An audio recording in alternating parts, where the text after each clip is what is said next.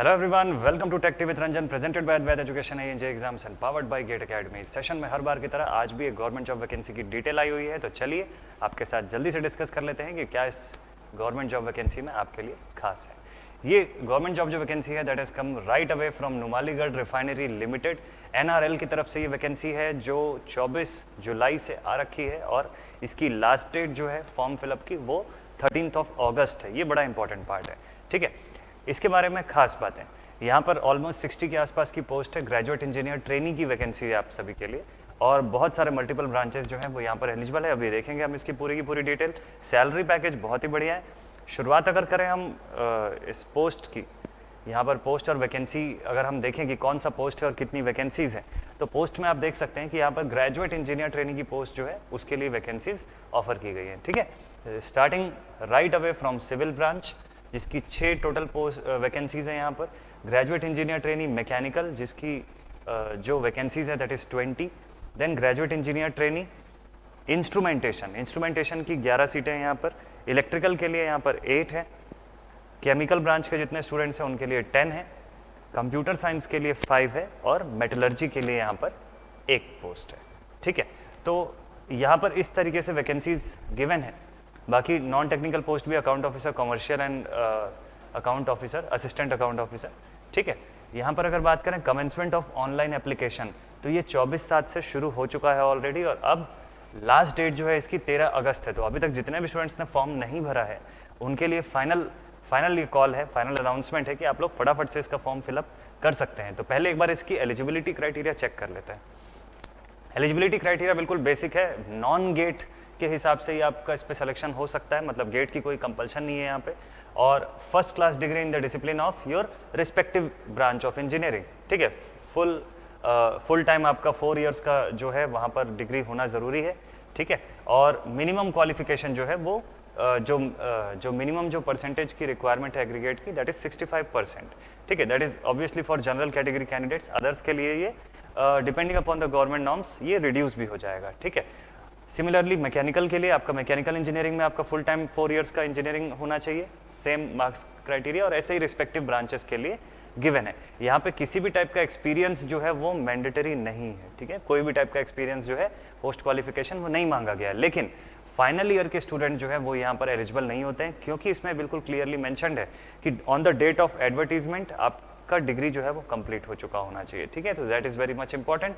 अपर age limit की बात करूँ तो 30 साल जो है that is upper age limit 1 जुलाई 2021 को अगर देखा जाए तो। नेक्स्ट इंपॉर्टेंट डिटेल, ठीक है। तो पहले ही पॉइंट में क्लियर लिखा हुआ है कि candidate should possess the required qualification on the date of advertisement and should be in a position to produce their final year degree या marks at the time of submitting the application. तो ये एक important point है, ठीक है। Otherwise next, तो पे scale आप देख सकते हैं यहाँ से। NRL जॉब का ग्रेड अगर E2 ग्रेड की मैं बात करूँ तो 50,000 से 1,60,000 की रेंज है पे स्केल की, ठीक है। CTC इन लैक अप्रॉक्सीमेटली अगर एनुअली आप देखो तो 17.70 के अप्रॉक्स जो है वो CTC जाता है, ठीक है। देन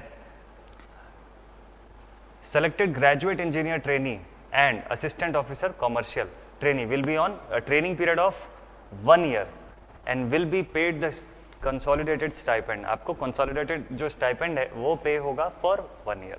तो आप देख सकते हैं कि यहाँ पर 1 साल के लिए आप ट्रेनिंग पीरियड में रहेंगे और उस दौरान आपको स्टाइपेंड जो है वो पे होता रहेगा। उसके बाद फिर सक्सेसफुल कंप्लीशन जब आपका हो जाएगा देन उसके बाद आप प्लेस्ड होंगे in the range of officers grade E2 and E1 respectively, ठीक है, with a probation period of 1 year in the respective grade pay scale. तो ये इंपॉर्टेंट पॉइंट है। नेक्स्ट, बाकी एडिशनल जो अलाउंसेस हैं वो सब भी एडमिसेबल रहेंगे, ये सब भी अवेलेबल रहेंगे आपके लिए। प्लेसमेंट्स कहाँ पे आपके हो सकते हैं वो गिवन है। साथ ही सिलेक्शन प्रोसीजर की बात करें, जो मेन इंपॉर्टेंट थिंग है, सिलेक्शन प्रोसीजर में आपको क्या क्या करना होता है, ठीक है। तो सिलेक्शन प्रोसीजर के लिए सबसे पहले तो आपका जब एलिजिबिलिटी क्राइटेरिया जब फुलफिल हो जाएगा, उसको मैच कर लिया जाएगा, देन आफ्टर फर्स्ट थिंग जो होगा आपका वो कंप्यूटर बेस्ड टेस्ट होगा। Then after that personal interview का पार्ट होगा और ग्रुप टास्क होगा, ठीक है। ग्रुप टास्क जो है ऑप्शनल है for the short listed candidates, ठीक। तो CBT जो होगा वो किस तरीके से होगा, उसके 4 सेक्शंस होंगे, ठीक है।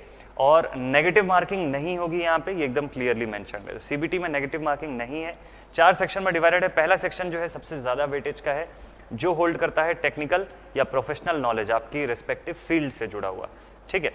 और नेक्स्ट बी, सी और डी जो 3 पार्ट्स हैं, ये आपके general knowledge, current affairs, English language, reasoning and numerical ability, इतने पोर्शन को होल्ड करते हैं, ठीक है। तो आप मान के चलिए 80% क्वेश्चन तो आपका पार्ट ए से ही होने वाला है, बाकी 20% क्वेश्चन जो है वो remaining part B, C and D से होंगे, ठीक है। सो कैंडिडेट्स क्वालिफाइंग, अब आपका इसको क्वालिफाई करने के बाद नेक्स्ट आपको बुलाया जाता है फॉर ग्रुप टास्क और पर्सनल इंटरव्यू, ठीक है।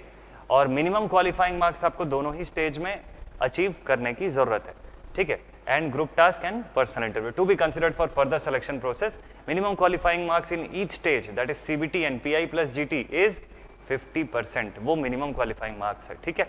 और मैं बता दूं मिनिमम क्वालिफाइंग मार्क्स कहीं पर भी सिलेक्शन अश्योर नहीं करती है, ठीक है। आपको मेरिट लिस्ट पे होना होता है, तब जाके आप सेलेक्ट होते हैं।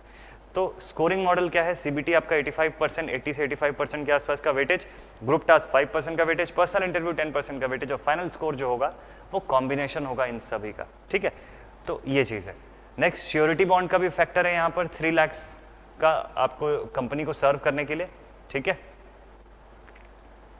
For a period of 3 years after successful completion of the training, ठीक है। तो ये उस ड्यूरेशन के लिए रहेगा। नेक्स्ट कंसेशन एंड रिलैक्सेशन आपको गवर्नमेंट नॉर्म्स के हिसाब से प्रोवाइड होते हैं यहाँ पर। तो अदर जो कैंडिडेट्स हैं, अलग अलग क्राइटेरिया जो है उनके, उसके हिसाब से उनको जो गवर्नमेंट नॉर्म्स के हिसाब से यहाँ पर प्रोवाइड भी होता है कंसेशंस, ठीक है। नेक्स्ट एप्लीकेशन प्रोसेस की अगर बात करें तो आप ऑफिशियल वेबसाइट www.nrl.co.in पर जाकर इसका फॉर्म जो है वो फिलअप कर सकते हैं, बट ध्यान रखिएगा टाइम बिल्कुल कम है। आज इस वीडियो को अगर आप देख रहे हैं तो ये जान जाइए कि आपके पास ज़्यादा टाइम नहीं है, बिल्कुल हार्डली 1 दिन का टाइम है। आज 12 तारीख है और कल 13 अगस्त इज द लास्ट टाइम कि जब आप इसका फॉर्म जो है वो फिलअप कर पाएंगे, ठीक है। नेक्स्ट ये सारे डॉक्यूमेंट्स आपको यहाँ पर अपने पास एकदम रेडी रखने हैं, जिस फॉर्म में जिस साइज में पूछा हुआ है। ये ऑफिशियल नोटिफिकेशन जो है ये इस वीडियो के नीचे यानी कि कमेंट सेक्शन में, पिन्ड कमेंट में आपको सामने दिख जाएगा इसका लिंक, तो आप इसको तुरंत के तुरंत डाउनलोड करके भी देख सकते हैं, या आप इसको इसकी ऑफिशियल वेबसाइट से भी डाउनलोड कर सकते हैं, ठीक है। तो ये सारे बेसिक इंस्ट्रक्शंस है। एप्लीकेशन फीस की अगर मैं बात करूँ तो पर पोस्ट 500 की फीस होती है for general OBC and EWS candidates. बाकी रिमेनिंग जो अदर कैंडिडेट्स हैं, अदर कैटेगरी के, वो एग्जेम्प्टेड है फीस से, ठीक है।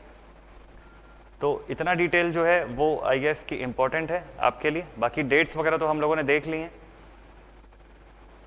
बाकी रिमेनिंग डेट्स जो है वो देख ली हैं। वेबसाइट जरूर ध्यान रखिएगा, ऑफिशियल वेबसाइट, इसी पर जाकर आपको इसका फॉर्म ऑनलाइन फिलअप करना है। आई होप ये डेटा आपके लिए यूजफुल साबित होगा और इस जॉब वैकेंसी के लिए आप आगे एफर्ट करने वाले हैं, ठीक है। तो चलिए मिलते हैं नेक्स्ट किसी गवर्नमेंट जॉब वैकेंसी की डिटेल के साथ। Till then stay connected and thank you very much.